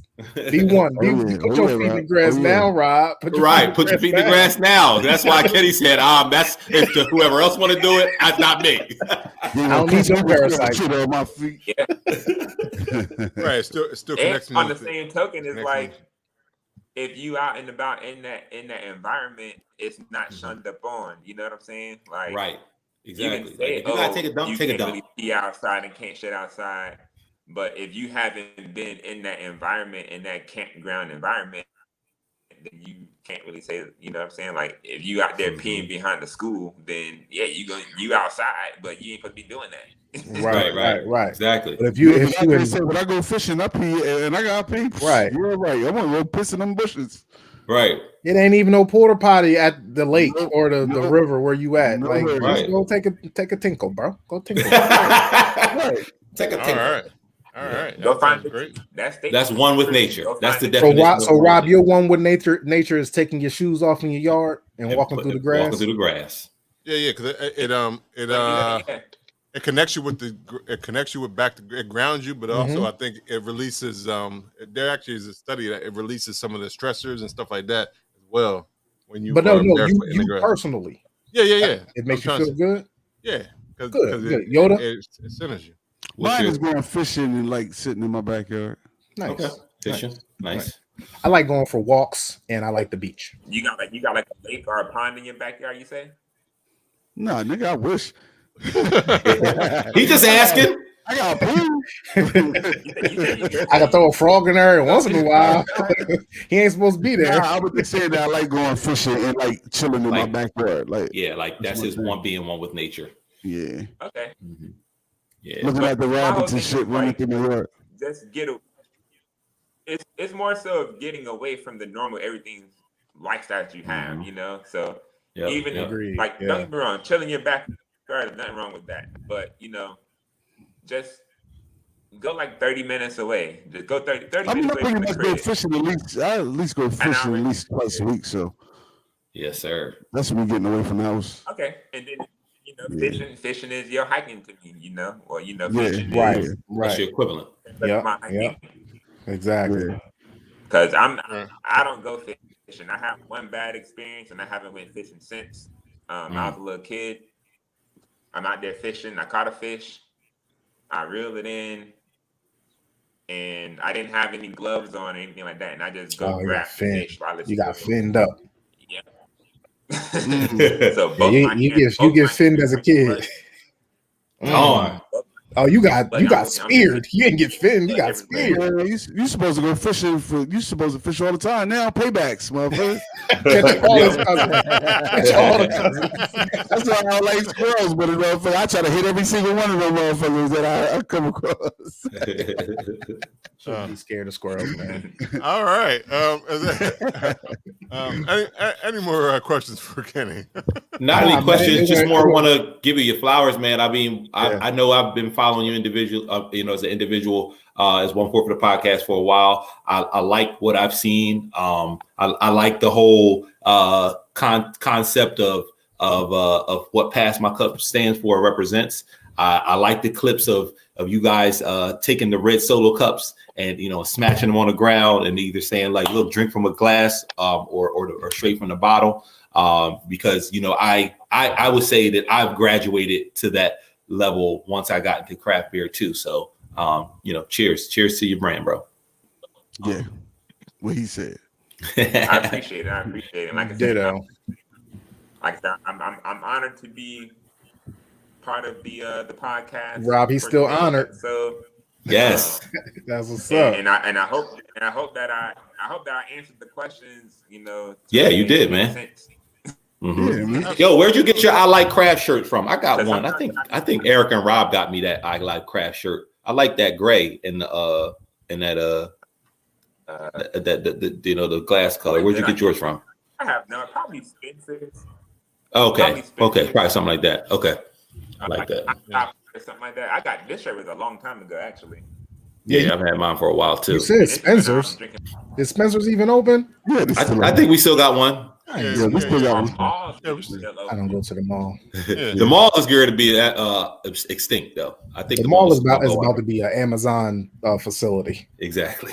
All right. We got 3 more going up in 2021. Right, I know. In Delaware. All right. So, all right. I don't know if you got the shirt or whatnot, but since you bring up the malls, did you guys see any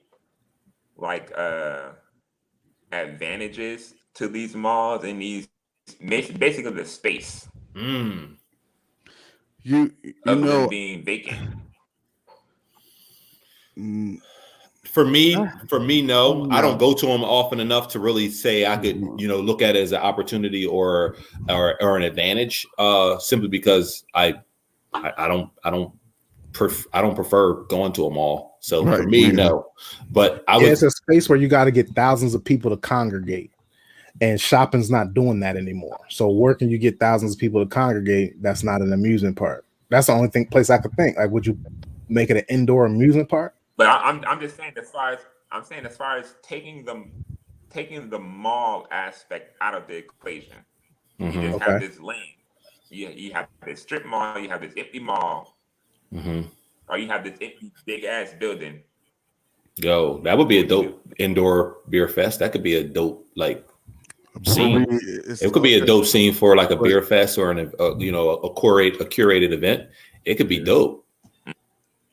Because then you don't have to worry about everybody being outside and heat and different times of year. You pretty much can make an all year round thing. But they got convention centers though. But that's huge. But like I hear what you're but saying, you- but no, like how many like okay, Comic-Con is something that I could see being there, but that's probably too big for. I'm thinking just Christiana Mall, but a convention already has convention centers.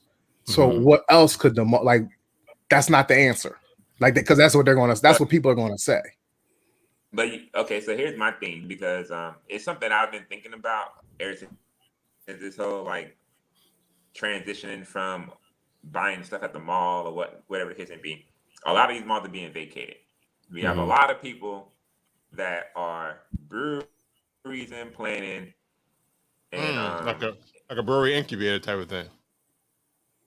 so it could be like exactly. You like as far as you know how when you go to the mall they have like food court, Right. and then you have the shopping places around the food court. Yep. What if we were to have a little food court, and then instead of having shops, you have different nano breweries in these different places? Yep. I like that. All year round. Don't have to, you know what I mean? Again, worry about it being like beer gardens, they shut down, you know, all those things that, you know, they have to shut down. And you're not even going to get a whole lot.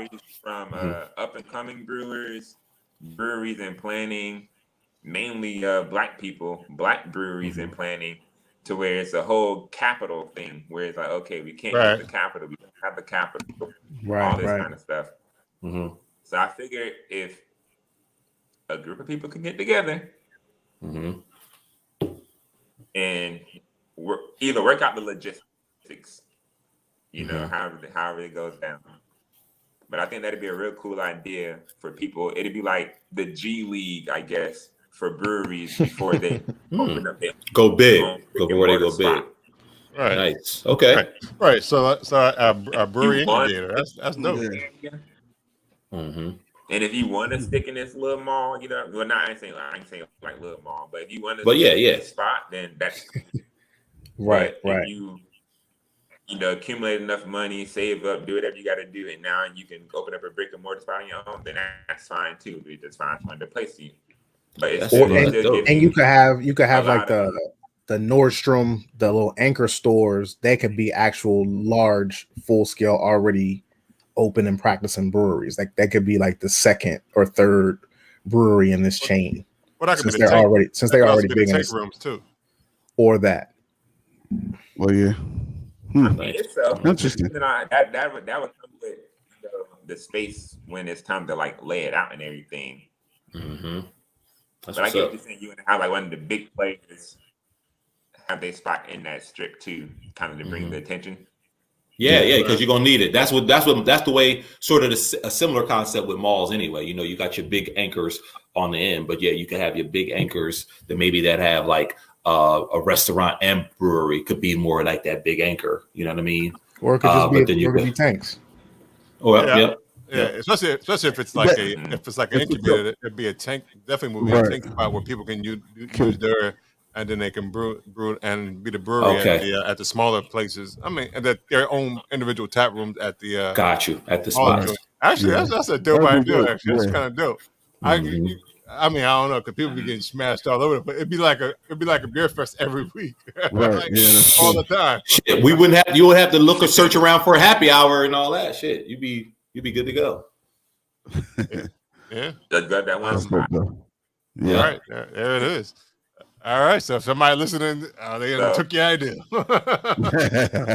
Nah, I mean, hey, it's the concept. It is for multiple people to kind of gravitate to it. It has to be local to that particular city. True. Yeah. True. Yeah. Right. So it would make sense for everybody to get. It doesn't matter of spreading the idea. To see who's trying to who wants to do who be down. Shoot. I would definitely do that. I would be in work. I would want to invest in something like that versus like you're saying, like a full brick and mortar. Like that just sounds like it will not sound like that's a whole lot of fucking work. Yeah, that's dope. All right. I want to thank again, Kenny, for coming through. Yes, sir. Yes, sir. Good interview. Appreciate you. Thank you. Make sure you check out Pass My Cup and Happy Hour Wednesdays. Yeah. Yes, sir. And check out Happy Hour Wednesday. I do that every Wednesday, 6:30 p.m. on Instagram Live. Check out the radio station, Pass My Cup Radio. You can check it. You can log into that anytime. We play all kind of music. Today is Sunday, so I'm in charge of the rock station that we have. Okay. I like rock music. I do classic rock. I do a little bit of modern rock, a little bit of blues. A little urban rock. Yeah. Okay. The band, he said, "What the fuck is urban rock?" I was just thinking. I was like, "In Living Color is In Living Color urban rock?" I don't know. His face was like, "What?" Rock is rock. Rock actually. Well, rock is rock, but urban rock. So to educate you, Robert. To educate you, Robert. I was looking at his face. His face said. Okay, educate us. What's urban rock? Urban rock is similar to to country, but it's more urban is more what blacks put their taste or their spin on rock and roll or rock, classical rock. So you got your classic, just like country. I don't need all this. Just give me an example of a song. So example of a song would or an artist would probably be I don't know many, but I would say probably an urban rock group would probably be somewhat of like Hootie and Blowfish is kind of like urban rock. They're considered urban rock. Not alternative? No, they're more urban rock. That's urban rock. Kenny? Sure, I mean he the Bible, Lou. Kenny is the authority. He got a radio station. And he's the programmer for the rock. I'm not the authority. I can give recommendations. So would you consider that urban rock? They're yeah. Hootie and the Blowfish? Even if you no. I mean, I wouldn't, but my groups. Okay, how are we classifying urban rock? That's what I was trying to figure out where urban rock was. Rock music, because so it's rock and roll originated from black folks. Yeah. Right. In general. Shout out to Little Richard. And Chuck Berry. Little Richard. Him too, yeah. Yeah, that guitar. Chuck Berry. Tutti Frutti. You got Freddie King. You have the list goes on. Yeah, I'm trying to give you guys artists. There's a list of artists, but I'm trying to give you artists that you guys would probably like know. Let's see. Tina Turner. Yeah, that wouldn't be urban rock. Some of the stuff she did. Some of the stuff she did. Yeah, it would say pop. Jada urban Pinkett's rock. band. Pinkett's band is urban rock. Yes, some of their stuff, like some of these artists in here, if I name them all, you wouldn't know them. So, let's see. Yeah, you wouldn't know any of these names. Try us. How does he even know what we know? Try it. You wouldn't know. You guys wouldn't know. I know you guys. You would not know. You have no idea who Michael Jackson is. Well, he's definitely pop. Like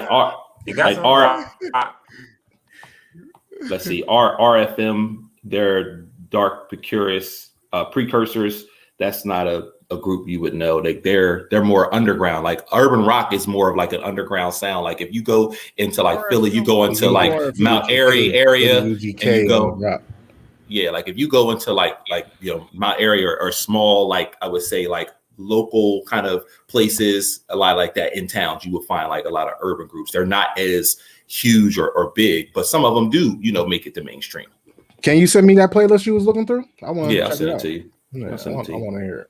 All right. Okay. Well, finish it. What else can we find out on Pass My Cup Radio? Rock music. And then on Tuesdays we play more so mainstream music. That's cool shit only. Thursdays we have throwbacks, whether it's throwback hip hop, throwback R&B. You may find something from like the early 2000s. You may find some 90s music. You may find some 70s and 80s music. And then on Feel Good Friday, that's mainly more so of like all the new release songs from the hip hop community. Nice. All right. But you can go, like, we have a player, so you can like go through and like just pick and choose whichever one you want to play. Oh, okay. Yeah. And it's since y'all play so many different genres, you can pick whatever genre you like and go with that all the time. You can just pick from the station or whatnot. And the cool thing about our radio station is we have commercials on the front end and on the back end. But when you listen to the actual set, there's no commercials. Okay, let's do.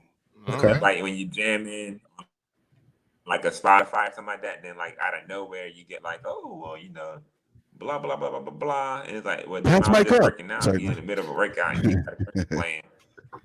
So ours, the ads play in the beginning and at the end, so you don't have to get interrupted. But Nice. we want you to listen to the ads at the end of it. You know, that's how we get paid. You know, that's how the big bucks come in from the advertising. So it's already on the end of the mix. All right. But other than that, just be prepared and, you know, be on the lookout for more shit that I got coming out. So there it is. There it is. Well, that's what's up. But definitely check out Pass My Cup Radio. Check him out on his Instagram, Pass My Cup. Are you on Twitter too, or? Yeah, Twitter is Pass My Cup Radio and Man vs. Brews. Man versus Brews. All right, there you go. Lou, where can I find you? My personal one. All right. Earlier, I wanted to say shout out to Harriet Tubman and that strawberry blonde ale that Kenny brewed. And you can find me on them Instagrams, Lou Belgium, always. All right. Dev? You can find me on I thought I was still muted. You can find me on Instagram at Dev Drinks Craft Brew. Oops, you can find me. It's my turn. Yep. You can find me on Instagram at IM302 Yoda. All right. And you can find Brews and Banter Podcast on Instagram, Facebook, and Twitter. You can also listen to the podcast on Google Podcasts, Apple Podcasts. Anywhere you listen to podcasts, you can even say, hey, Alexa, play Brews and Banter Podcast because we are on Amazon Music. If you want to, and you can also go to www.brewsandbanter.com and get that merch. And you can actually find all the links and all the platforms that we are on as well. And if you want to follow me, Rob G, there it is, Rob Stay Bruising right there. For people looking on television or on YouTube.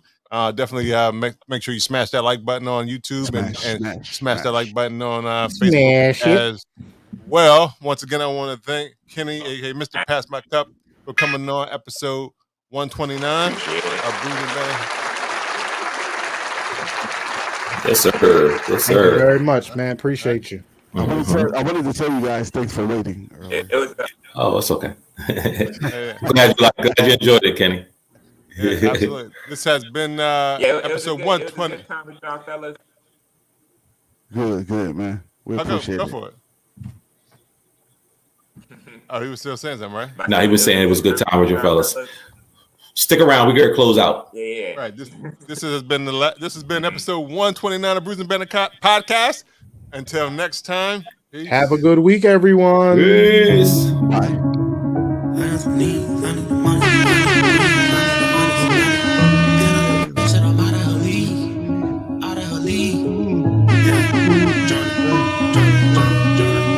got some needs. I need the money like I need to breathe. I need some honest and I need to scheme.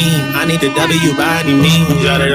Got it, I mean. Tell that little bitch that I'm out of her league. Enough is enough, and I think I'm allergic to suckers. You niggas keep making it sneeze. I'm out for blood and I'm making them bleed.